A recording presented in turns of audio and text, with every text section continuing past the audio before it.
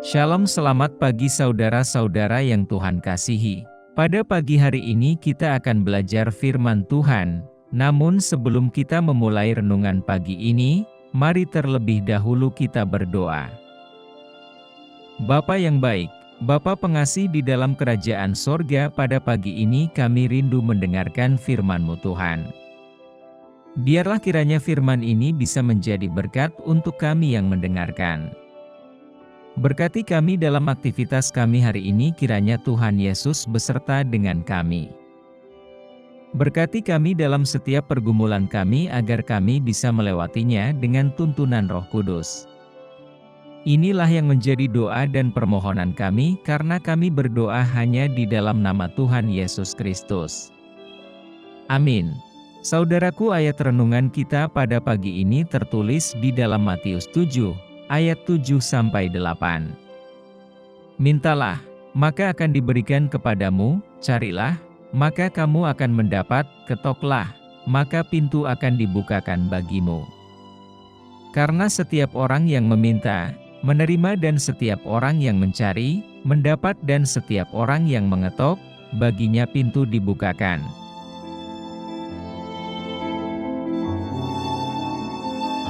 Yakobus 4:3 berkata, "Atau kamu berdoa juga, tetapi kamu tidak menerima apa-apa, karena kamu salah berdoa."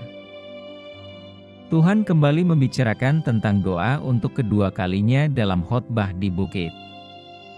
Yang pertama kalinya Dia berbicara tentang Bapa yang ditemukan di tempat tersembunyi, namun memberikan penghargaan kepada kita secara terbuka, serta memberikan kita pola doa.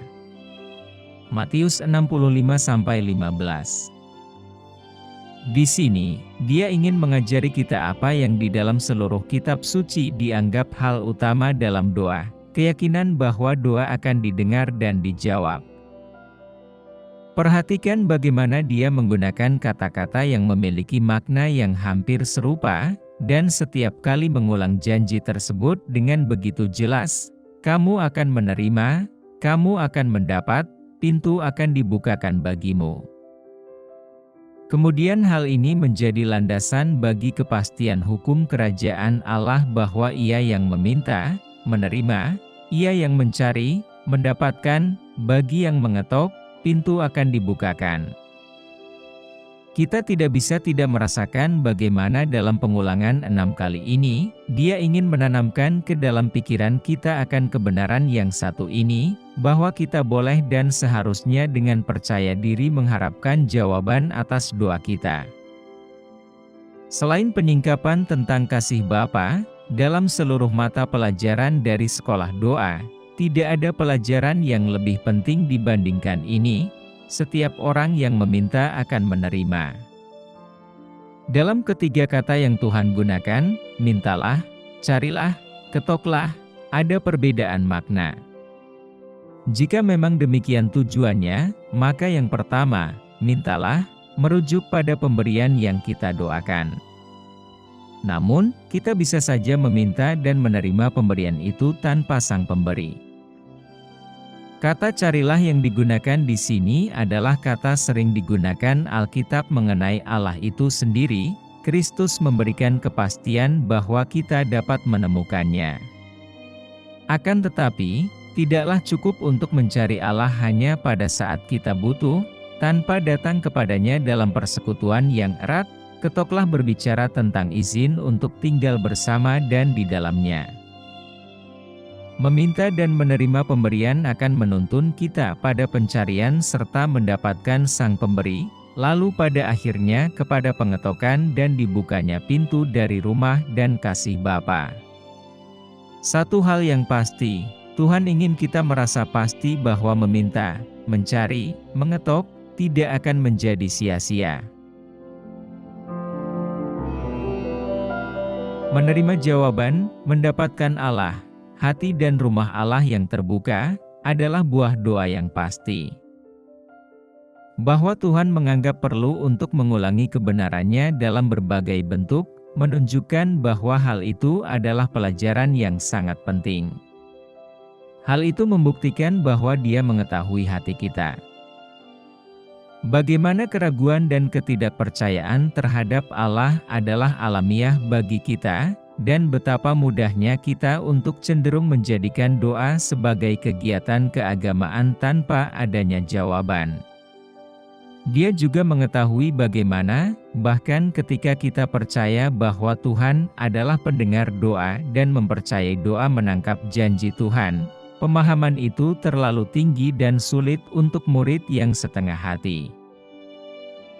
Karena itu pada awal instruksinya kepada mereka yang ingin belajar berdoa, dia berusaha meletakkan kebenaran ini pada kedalaman hati mereka. Doa memang banyak faedahnya, mintalah maka kamu akan menerima, setiap orang yang meminta, menerima. Ini adalah hukum kekal yang pasti dari kerajaan Allah. Jika Anda meminta dan tidak menerima, hal itu pasti karena ada suatu hal atau keinginan yang salah. Tunggu dulu, biarkan firman dan Roh Kudus mengajarkan Anda untuk berdoa dengan benar, tetapi jangan melepaskan keyakinan yang ingin Dia bangkitkan. Setiap orang yang meminta akan menerima. Mintalah, maka akan diberikan kepadamu. Kristus tidak memiliki dorongan yang lebih besar untuk doa yang gigih dalam sekolahnya dibandingkan hal ini. Seperti seorang anak yang harus membuktikan sebuah penjumlahan adalah benar, bukti bahwa kita telah berdoa dengan benar adalah jawabannya. Jika kita meminta dan tidak menerima, itu karena kita belum belajar untuk berdoa dengan benar. Biarlah setiap pelajar dalam sekolah Kristus menangkap perkataan Sang Guru dalam segala kesederhanaannya, setiap orang yang meminta, menerima. Dia memiliki alasan yang bagus untuk membicarakannya dengan tanpa syarat. Marilah kita berhati-hati agar jangan melemahkan firman dengan hikmat manusia kita. Saat Dia memberitahukan kita hal-hal surgawi, biarlah kita mempercayainya. Firman-Nya akan menjelaskan dirinya sendiri kepada siapa yang percaya sepenuhnya. Bila pertanyaan dan kesulitan timbul, jangan biarkan hal tersebut tinggal sebelum kita menerima apa yang difirmankan. Marilah kita mempercayai semuanya kepadanya, adalah bagiannya untuk memecahkannya. Tugas kita adalah pertama-tama dan sepenuhnya menerima serta memegang erat janjinya. Biarlah dalam ruang dalam diri kita, dalam ruang dalam hati kita juga, firman itu ditorehkan dalam huruf bercahaya, setiap orang yang meminta, menerima. Menurut ajaran Sang Guru ini, doa terdiri dari dua bagian, memiliki dua sisi, manusia dan Sang Ilahi. Manusia adalah yang meminta, Sang Ilahi yang memberikan. Atau, melihat keduanya dari sisi manusia, ada permintaan dan penerimaan kedua bagian yang menjadikannya utuh. Seolah-olah Dia sedang berkata kepada kita agar kita tidak berhenti berdoa tanpa sebuah jawaban, karena adalah kehendak Allah, peraturan dari keluarga Allah. Setiap permohonan yang diiringi kepercayaan seperti anak-anak akan dikabulkan. Jika tidak ada jawaban yang datang, kita tidak akan duduk dalam kemalasan yang bernama kepasrahan, dan berpikir bahwa mungkin itu adalah kehendak Allah untuk tidak memberikan jawaban. Pasti ada sesuatu dalam doa yang tidak sesuai dengan keinginan Allah, yaitu seperti anak-anak dan percaya. Kita harus mencari anugerah untuk berdoa sampai jawaban itu datang. Jauh lebih mudah bagi kedagingan kita untuk menyerah tanpa jawaban daripada berserah untuk diselidiki dan disucikan oleh Roh Kudus, sampai kita belajar untuk berdoa dengan iman. Ini adalah tanda-tanda mengerikan dari penyakit hidup kekristenan di hari-hari ini, bahwa banyak yang mudah puas tanpa mengalami secara nyata jawaban dari doa. Mereka berdoa setiap hari, mereka meminta banyak hal, dan percaya beberapa doa itu akan didengarkan, tetapi hanya mengetahui sedikit tentang jawaban doa yang langsung dan pasti sebagai aturan hidup sehari-hari. Dan inilah kehendak Bapa. Dia mencari persekutuan dengan anak-anaknya setiap hari dengan mendengarkan dan mengabulkan permohonan mereka. Dia menghendaki agar kita datang kepadanya hari demi hari dengan permintaan-permintaan yang berbeda. Dia menghendaki hari demi hari melakukan apa yang kita minta. Dalam jawaban doa darinya lah, orang-orang kudus di masa lalu belajar untuk mengenal Allah sebagai Allah yang hidup, dan tergerak untuk memuji dan mengasihinya. Mazmur 34, 66 ayat 19 dan Mazmur 116 ayat 1. Guru kita menunggu untuk menanamkan hal ini dalam pikiran kita. Doa dan jawabannya, sang anak meminta dan sang ayah memberikan, tidak dapat dipisahkan. Mungkin saja ada kasus saat jawabannya adalah sebuah penolakan, karena permintaannya tidak selaras dengan firman Allah. Sama seperti ketika Musa meminta untuk memasuki tanah Kanaan. Namun tetap saja ada jawabannya, Allah tidak meninggalkan hamba-Nya dalam ketidakpastian mengenai kehendaknya. Berhala orang fasik bodoh dan tidak dapat berbicara. Bapa kita membiarkan anaknya tahu ketika dia tidak bisa memberikan apa yang dimintanya, dan anaknya akan menarik kembali permohonannya, sama seperti yang dilakukan sang anak di Taman Getsemani. Musa dan Kristus sang anak, keduanya mengetahui bahwa yang mereka minta tidak selaras dengan yang Tuhan katakan. Doa mereka adalah permohonan yang rendah hati meski keputusannya tidak dapat diubah.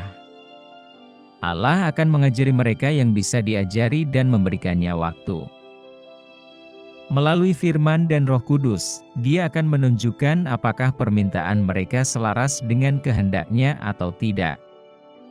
Marilah kita menarik kembali permohonan kita, jika hal itu tidak selaras dengan pikiran Allah, atau bertahan sampai jawaban itu datang.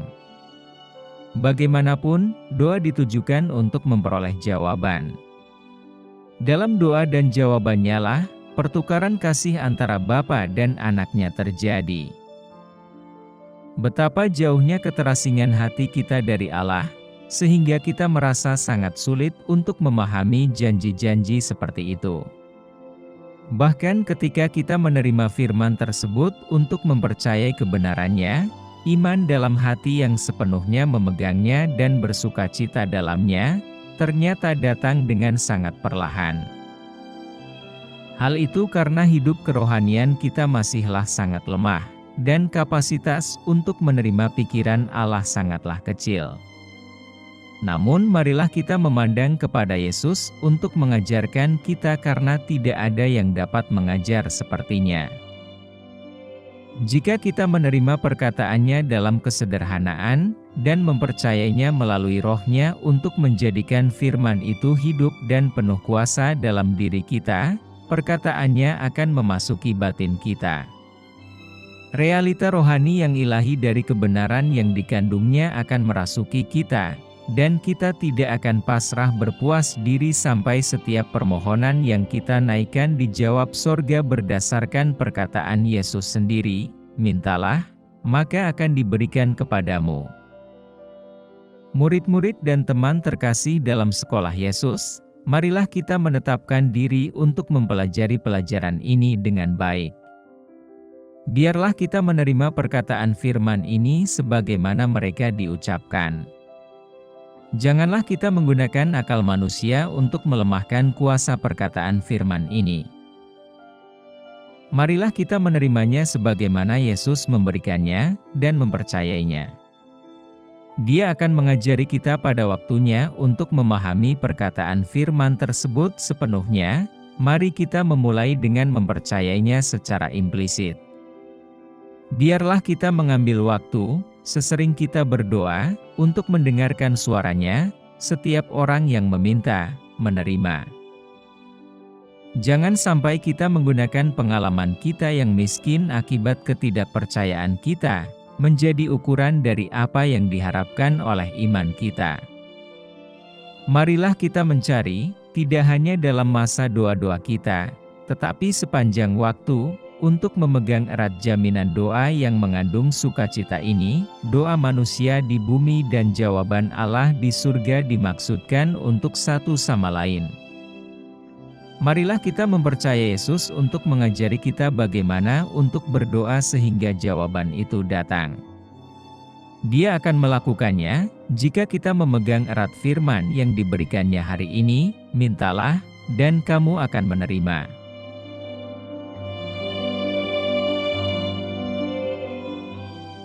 Demikianlah renungan firman Tuhan pada hari ini, semoga menjadi berkat bagi kita semua. Dan sebelum kita memulai segala aktivitas di pagi hari ini, mari kita berdoa. Bapa kami yang di surga, Bapa yang kami panggil dalam nama Tuhan Yesus Kristus. Kami bersyukur Tuhan atas pertolongan-Mu, penyertaan-Mu, dan atas berkat-Mu dalam hidup kami. Dan bersyukur atas kebaikan Tuhan pada hari ini tak berkesudahan kasih setia Tuhan. Tak habis-habisnya rahmat-Mu selalu baru tiap pagi, besar kesetiaan-Mu Tuhan dalam hidup kami. Terima kasih buat firman-Mu pada hari ini. Ya Tuhan, kami mau selalu belajar dan terus belajar tentang firman-Mu. Firman-Mu yang menguatkan dan meneguhkan iman kami. Firman-Mu yang mengubahkan hidup kami. Kami mau berjalan bersama dengan Engkau di sepanjang kehidupan kami, agar kami tidak tersesat di dalam dunia ini. Kami mau melakukan firman-Mu ya Tuhan di sepanjang hidup kami, agar kami tetap kuat berjalan bersama dengan Engkau. Terima kasih ya Tuhan buat kesempatan hidup yang masih Engkau berikan kepada kami. Segala pergumulan dan persoalan hidup, kami serahkan di dalam tangan-Mu. Engkau akan menyelesaikannya bagi kami. Bapa, hamba berdoa buat saudara-saudaraku yang sudah mendengarkan renungan hari ini, yang saat ini sedang mengalami sakit penyakit, pergumulan, masalah kebutuhan ekonomi. Kiranya Engkau jamah, sembuhkan dan pulihkan. Berkati perekonomian mereka, serta berikan jalan keluar di setiap pergumulan masalah yang mereka sedang hadapi. Dan ajarlah kami ya Tuhan, untuk selalu berharap dan percaya sepenuhnya kepada Tuhan Yesus. Kiranya Engkau terus memberkati kehidupan kami, keluarga kami, sanak saudara kami, bangsa dan negara kami, pemerintah-pemerintah kami. Biarlah semuanya dalam perlindungan-Mu ya Tuhan, dan jadilah sesuai kehendak-Mu yang terbaik dalam kehidupan kami. Tuhan, inilah yang menjadi doa kami, dalam nama Tuhan Yesus kami berdoa. Amin.